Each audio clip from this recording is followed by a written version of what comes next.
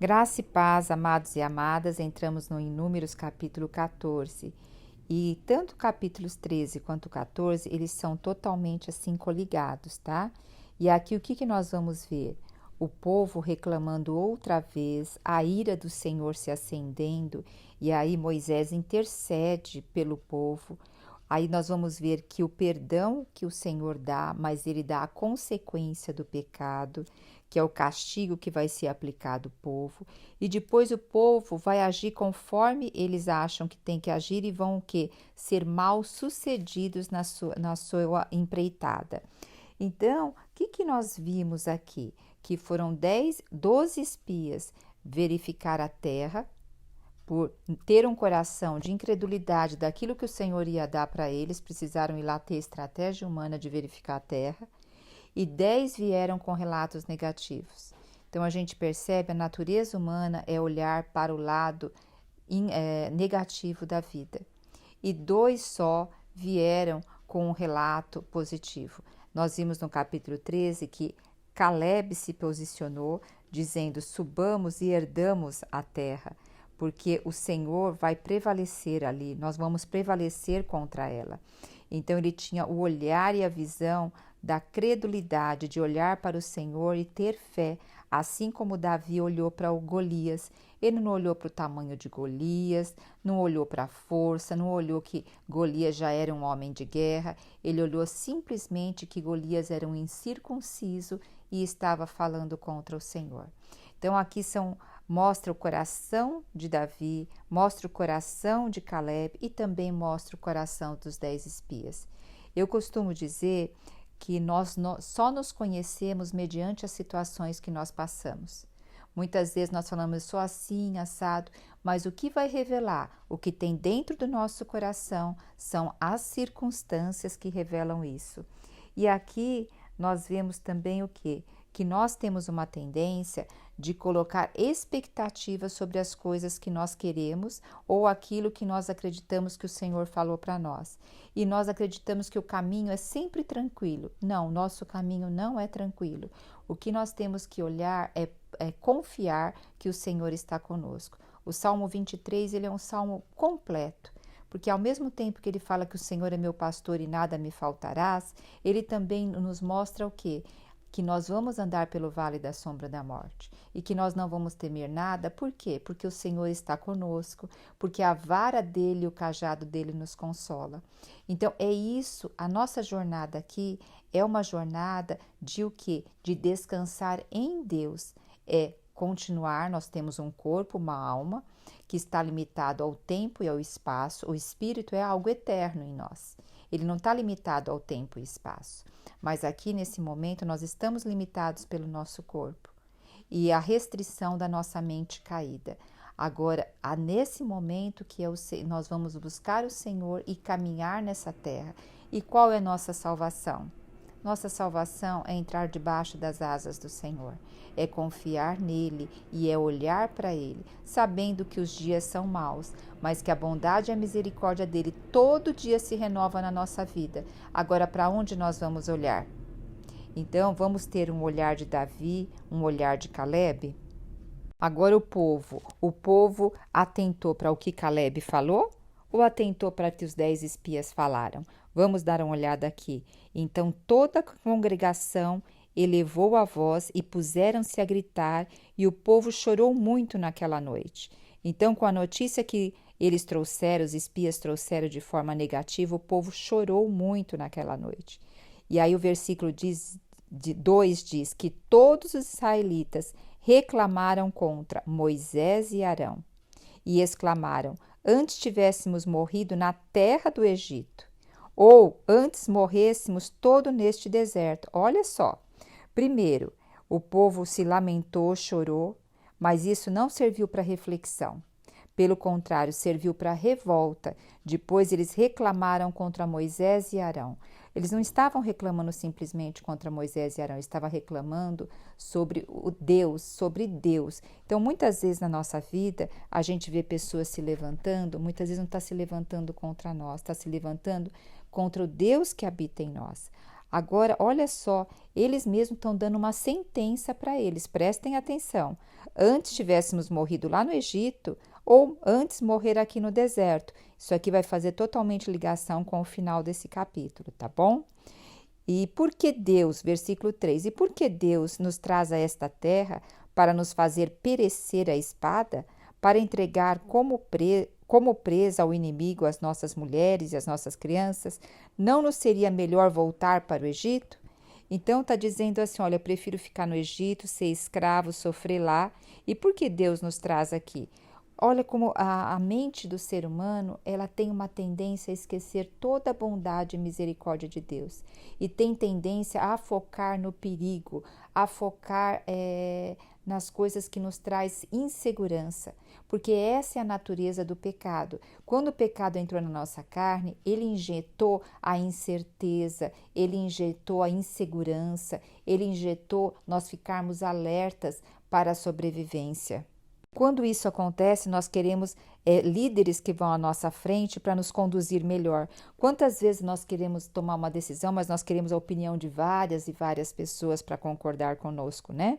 E olha o que o versículo 4 diz: eles murmuraram uns com os outros e disseram: escolhamos um líder e voltemos para o Egito. Quer dizer, vamos descartar Moisés e Arão e vamos escolher um líder para que nos leve de volta para o Egito. Quantas vezes nós vemos as pessoas começarem algo e na hora que começa a ter dificuldade, o que acontece? Retrocedem. Sabe que eu brinco que muitas vezes é igual arrumar um guarda-roupa. Você se propõe a arrumar um guarda-roupa, você tira tudo para fora. Quando você tira tudo para fora, te dá assim até um desespero, porque fica tudo desarrumado. Mas depois você a cada momento vai arrumando, separando, categorizando, vai o quê? Organizando tudo isso. Aí muitas vezes as pessoas falam, eu vou arrumar o guarda-roupa. Aí tira tudo para fora. Aí depois vê aquela bagunça, não suporta aquela bagunça, volta a bagunça para dentro. Então, mais ou menos, quando acontecem essas coisas, revela o que está no nosso coração. Aqui o povo só estava revelando o que está no coração deles. Conforme foi vindo as tribulações, o que eles estavam revelando, o que estava no coração deles. E para isso, eu quero que vocês vão lá em Deuteronômio 8, o versículo 3 a 5 diz assim: ele te humilhou. Quem te humilhou? O Senhor. E te deixou ter fome. Humilhação, sabe? Tem traduções hebraicas que diz que é submissão. O que é submissão? É estar abaixo de uma missão. É estar abaixo de uma ordenança, de uma governança, tá? Ele te humilhou e te deixou ter fome e te sustentou com maná. Ele te deixou ter fome de coisas que não te edificam, mas ele te sustentou com maná que te edifica. Que tu não conhecias, você não conhecias o maná, nem teus pais conheciam, para dar a entender que não só de pão vive o homem, para dar a entender que não é só daquilo que você enxerga que você vive, mas de tudo que procede da boca do Senhor viverá o homem. Então saiba, o que procede da boca do Senhor para o seu coração. Tomem cuidado quanto a isso. Nós ouvimos muitas vozes, mas primeiro, quando a gente ouve a palavra de Deus, tem intimidade com o Senhor, na palavra do Senhor, o Senhor vai falar também especificamente ao teu coração. Por isso, Paulo, se não me engano, não sei que carta que Paulo escreveu, que diz que o povo de Bereias, eles o quê? Eles averiguavam tudo que Paulo falava na palavra. Então, averiguem tudo que vocês ouçam na palavra. E também não acatam tudo que eu falo, não. Vão na palavra, labutam na palavra, esquadrinhem a palavra, porque o Espírito tem que testificar com o nosso Espírito que aquilo está condizente com o que o Senhor está falando ao meu coração. Então, saiba que o Senhor quer falar ao teu coração, porque é essa palavra que nos faz viver. E aqui fala o versículo 4 de Deuteronômio 8. Nunca envelheceu a tua veste sobre ti, nem inchou o teu pé nesses 40 anos. Sabe, pois, no teu coração que, como um homem disciplina seu filho, assim disciplina o Senhor teu Deus. Assim te disciplina o Senhor teu Deus. Porque nós vamos ver aqui que o Senhor vai disciplinar esse povo. Aqui nós estamos vendo nesse capítulo a murmuração deles. E eu costumo dizer que a murmuração nada mais é do que o choro de uma criança. Você já viu aquelas crianças no mercado com os pais, que elas querem uma coisa e elas começam a espernear? O povo está mais ou menos assim aqui.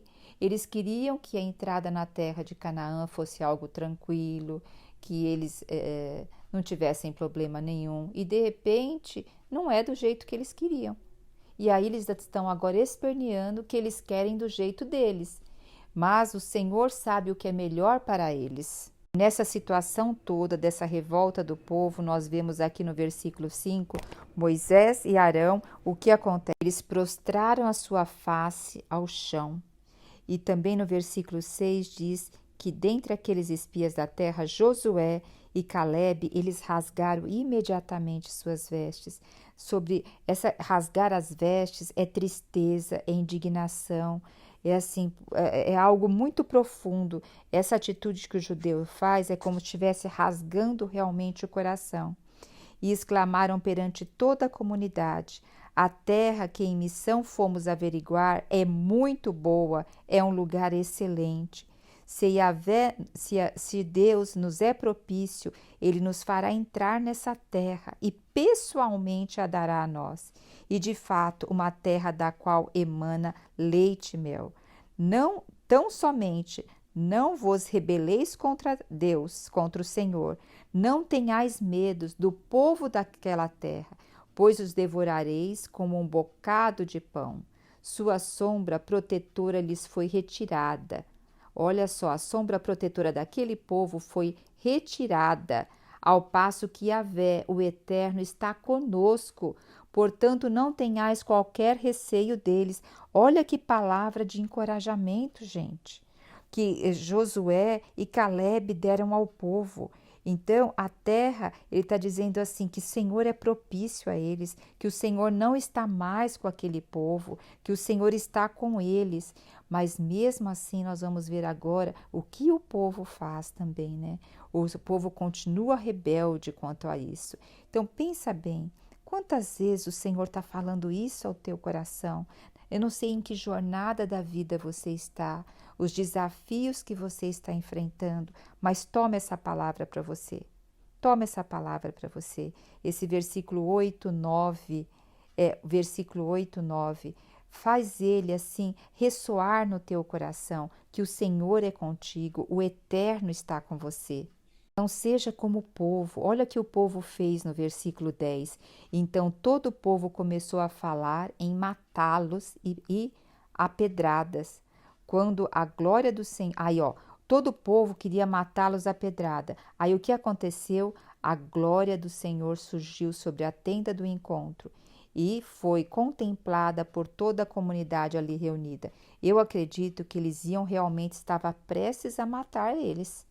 Porque o Senhor teve que intervir ali. Parece aqui Apocalipse, né? Quando está naquela guerra do Armagedão, o Senhor intervém assim, porque ali estaria acontecendo isso. E quem também veio trazer a palavra de Deus, veio ser o próprio Deus aqui na terra, que se humilhou, né? Que se despiu de ser Deus e queriam sempre matá-lo e depois o crucificou, Jesus. Então não espere que todas as pessoas vão ser favoráveis a você, principalmente quando você tem princípios e valores eternos, princípios e valores celestiais. Não, muitas pessoas vão se levantar contra você. Então não espere que a caminhada seja fácil. Olha o que o Senhor diz aqui. Falou o Senhor a Moisés: até quando este povo me desprezará? Até quando eles vão recusar crer em mim? Apesar dos sinais que fiz no meio deles? Quer dizer, tudo aquilo que o Senhor fez é como se não existisse um Deus. É como se eles estavam à mercê da sorte, né? Então o Senhor fala, até quando? Eles vão estar com os olhos fechados. Então lembra, o Senhor está verificando o que está no coração deles. Olha o que o Senhor diz aqui: vou feri-los com pestilência e os aniquilarei. E de ti, Moisés, contudo farei uma grande nação, muito mais poderosa do que esse povo. Mas olha a atitude de Moisés. Moisés replicou ao Senhor: Os egípcios, Senhor, ouviram que por intermédio da tua própria força fizeste esse povo sair lá do Egito.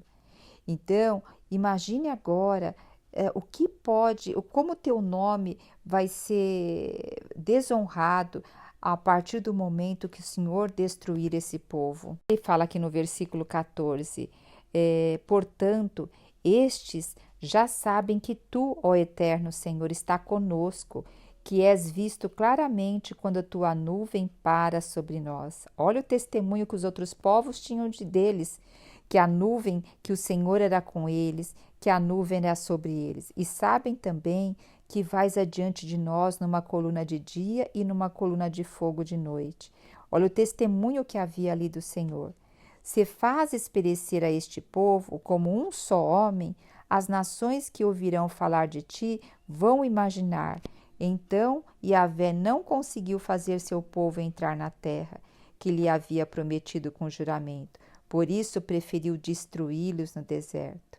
Ó Senhor, eu te suplico que não seja assim.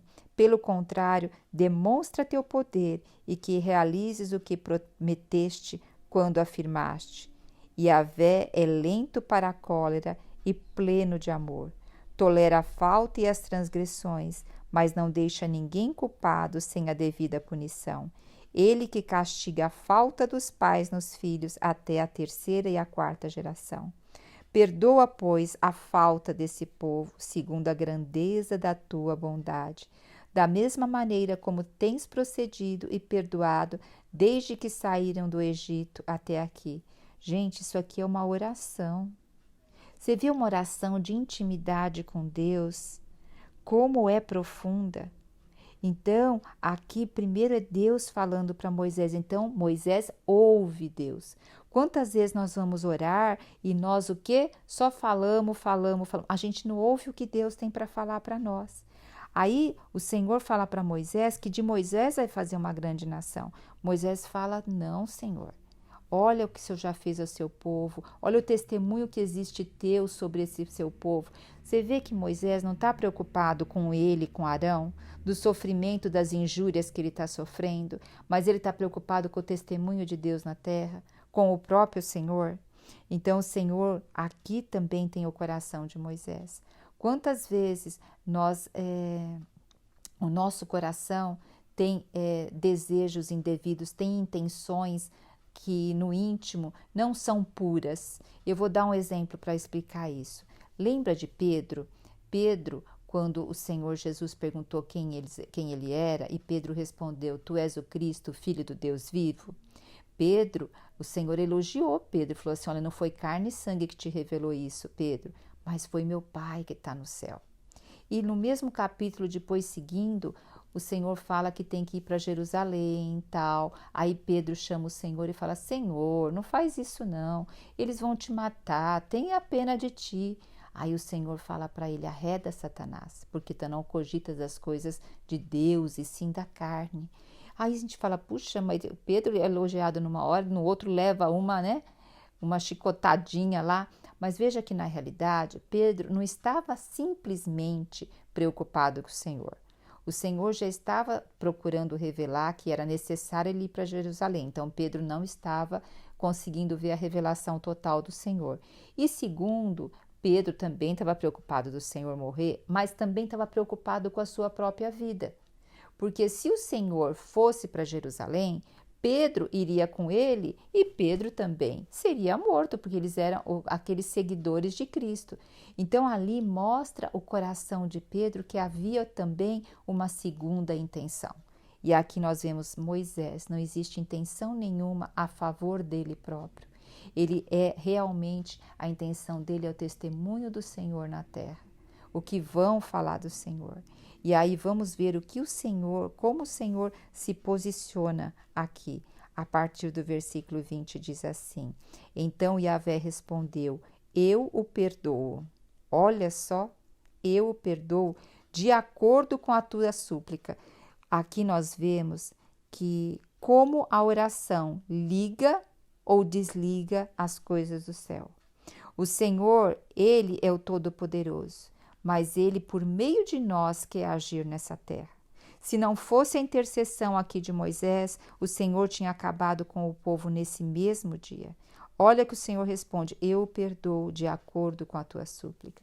Então, amados e amadas, vamos orar. Vamos orar e interceder.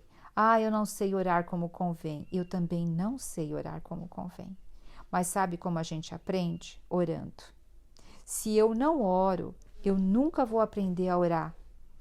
Se eu não converso com o Senhor, eu nunca vou aprender a conversar. Se eu não fico quietinha 2 minutinhos, falo: Senhor, eu quero te ouvir mediante essa situação que eu estou passando, eu nunca vou aprender a ouvir. Porque é a mesma coisa, a gente tem que praticar qualquer coisa que a gente quer aprender. Só que a gente fica olhando para a nossa incapacidade e não o faz. Quando eu olho assim, essa intimidade de Moisés com Deus, e Deus falando com Moisés, eu me sinto assim, menor do que um grão de areia. Porque eu falo: Senhor, como eu estou longe dessa intimidade contigo. Mas o Senhor fala ao meu coração: continua, filha, continua. Não olha para o tamanho da tua intimidade, olha para o relacionamento diário comigo. E o Senhor vai crescendo cada vez mais. Eu nunca faria isso que eu estou fazendo aqui com vocês, de gravar a palavra de Deus. Mas o Senhor foi colocando pedacinho por pedacinho e eu estou aqui. Eu nunca imaginaria. Isso é plena misericórdia do Senhor. Então, vamos voltar aqui para o versículo 21. Então, diz assim, olha, o Senhor fala: eu perdoo de acordo com a sua súplica. Entretanto, ou melhor, mas, eis que eu vivo. Espera um pouquinho, eu perdoo de acordo com a tua súplica, mas eu vivo e eu tenho a glória, a minha glória. E essa glória enche toda a terra. Então, não dá para passar impune as coisas que estão acontecendo. Então, o que acontece? Todos esses homens que presenciaram a minha glória e contemplaram os sinais miraculosos que fiz lá no Egito e também aqui no deserto, todas essas pessoas que já me puseram à prova e me desobedeceram, mas deixando de me ouvir a minha voz por 10 vezes. Olha só, já haviam se rebelados 10 vezes. Não chegarão a ver a terra que prometi com juramento a seus antepassados. Eles não vão entrar na terra. Nenhum daqueles que me ultrajaram vão contemplar essa terra. Todavia, somente Caleb, visto que demonstrou ter um outro espírito, uma forma de olhar diferente, segundo a minha vontade, e me segue com confiança e integridade, eu o farei entrar na terra, na terra que foi observada por ele, e os seus descendentes a herdarão.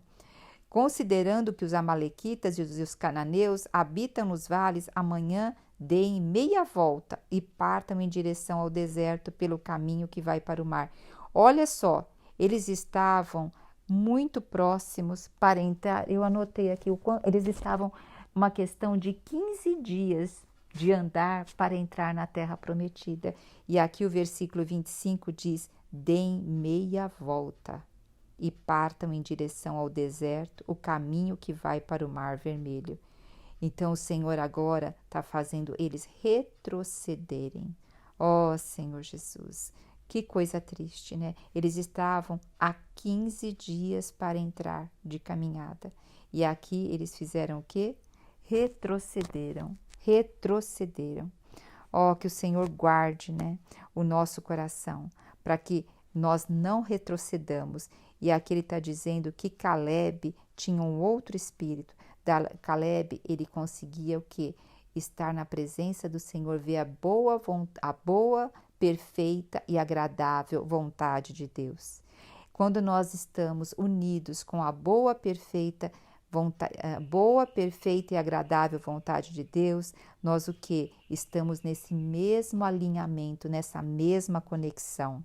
E a partir do versículo 26 ao versículo 38, o Senhor vai dar a correção, vai dar a disciplina para eles sobre o que eles aqui fizeram. E olha o versículo 28 na parte B, o que diz: eis que eu vivo, e por meu nome juro que vos tratarei exatamente de acordo com as vossas petições. Quais foram as petições dele? Ou voltarem para o Egito ou morrerem no deserto, né? E olha o que o Senhor fala aqui, ó. A sua petição foi essa, então os vossos cadáveres tombarão nesse deserto. Então vocês vão morrer no deserto. Todos vós, com a idade, todos vós, os recenseados, desde a idade de 20 anos para cima, vós que reclamaram contra mim, vão morrer nesse deserto. Nenhum de vocês vai entrar na terra que eu prometi, exceto Calebe e Josué, porque neles havia outro espírito, né? Mas quanto aos vossos filhos, da quais dizgueis que seriam levados presa, esses sim vão entrar na terra. Então eles não falaram lá no início do capítulo que nossos filhos, nossas mulheres vão ser levados como presa? Ele está falando que esses filhos vão sobreviver e vão entrar ali na terra. Temos que tomar muito cuidado que nós procedemos da nossa boca. Aqui no versículo 2, eles reclamaram e eles em vez de se abençoarem, eles se amaldiçoaram. Eles declararam maldição para a vida deles e o Senhor permitiu que essa maldição acontecesse para com eles. O Senhor diz no versículo 33, no finalzinho, diz que os vossos cadáveres vão se transformar em pó sobre esse deserto. Então, todos os que teriam acima de 20 anos iam morrer ali no deserto. Eles não iam entrar na terra prometida. E aqui fala também no versículo 34 que eles observaram a terra por 40 dias, né? Então, para cada dia ia ser 1 ano. Então, eles iam ficar ali no deserto por 40 anos. Olha só, por 40 anos sofrereis as consequências dos vossos pecados e experimentareis as implicações do fato de me abandonardes. Então, o Senhor perdoa o pecado, mas existe a consequência do pecado. Essa sim é a disciplina de Deus, a consequência do pecado. E aqui também no versículo 36, Moisés vai falar sobre esses 10 homens, esses 10 espias que voltaram e levaram Israel todo a murmurar e espalharam um relatório amedrontador, desacreditando da posse da terra. E ele diz que tais homens responsáveis por esse desencorajar a entrada do povo na terra, eles iam morrer subitamente de praga perante Yahvé. Olha só, essas pessoas que desencorajaram o falar de Deus, desencorajaram o povo a caminhar. Olha o peso que aqui eles vão ter. Vão morrer subitamente da praga, que o Senhor vai dar a eles. Que o Senhor nos guarde de sermos pessoas que levem más notícias, de sermos pessoas que desencorajam outras, que sermos pessoas que julgam, que criticam, que está mais preocupada no próprio bem-estar e que ficam difamando uns aos outros, né? Então, que o Senhor nos guarde. Somente aqueles dos 12 que foram, os únicos que não foram exterminados foi Josué e Calebe. E qual foi a reação do povo ao ouvir tudo isso que o Senhor falou? Eles começaram o quê? Eles lamentaram, fizeram grande lamentação e levantaram-se de madrugada e eles se prepararam o quê? Aqui no versículo 40 diz: eis-nos aqui e subamos a este lugar, a respeito do qual Yahvé disse que havíamos pecado. Então eles falaram: vamos nós agora conquistar lá a terra de Canaã. Aí Moisés disse para ele: por que transgredis a ordem de Deus? Isso não será bem sucedido. O Senhor mandou a gente voltar, dar meia volta e voltar. E aí o povo aqui se levantou e falou: não, nós vamos lá e vamos enfrentar. Aí Moisés falou: não subais, porque o Senhor não está no meio de vós, e não prepareis a vossa derrota, porque vocês estão o quê? Preparando a derrota de vocês. E aí o que eles fizeram? Eles foram, e o Senhor não subiu com eles. E eles subiram na presunção, né? Mas o Senhor não foi com eles, muito menos Moisés e muito menos a arca do Senhor. Então, o que aconteceu com o povo que subiu para guerrear com os amalequitas e os cananeus que habitavam ali na montanha? Foram derrotados. E não só derrotados, eles perseguiram eles até a terra chamada Ormar, fazendo-os em pedaço. Então, olha que história, assim, do capítulo 14, Muito triste, muito triste. O povo, assim, sempre seguindo o seu coração, sendo imprudente. Nós vemos aqui um abismo puxando outro abismo. Começa com murmuração, depois vem a incredulidade, que é a descrença, depois vem a rebeldia, depois aqui culmina na imprudência e na precipitação e culmina onde? Na morte, e uma morte despedaçada. Que nós possamos, né, pedir para o Senhor guardar o nosso coração. Essa história não é para nos trazer medo, não, de um Deus punidor, não. Essa história é para a gente ter um relacionamento com Ele e falar para o Senhor guardar o nosso coração, guardar a nossa língua, guardar o nosso falar. Sabe, muitas vezes nós não concordamos com muitas coisas, até dos nossos líderes religiosos ou daqueles que estão à nossa frente. Porque eu, pelo menos, eu busco tudo aquilo que eu ouço testificar na palavra e testificar no meu espírito. E muitas coisas não testificam, mas eu guardo em silêncio na presença do Senhor. Porque quem é o reto juiz é o nosso Senhor. Então vamos olhar para Ele. Amém? Jesus Cristo é o nosso Senhor.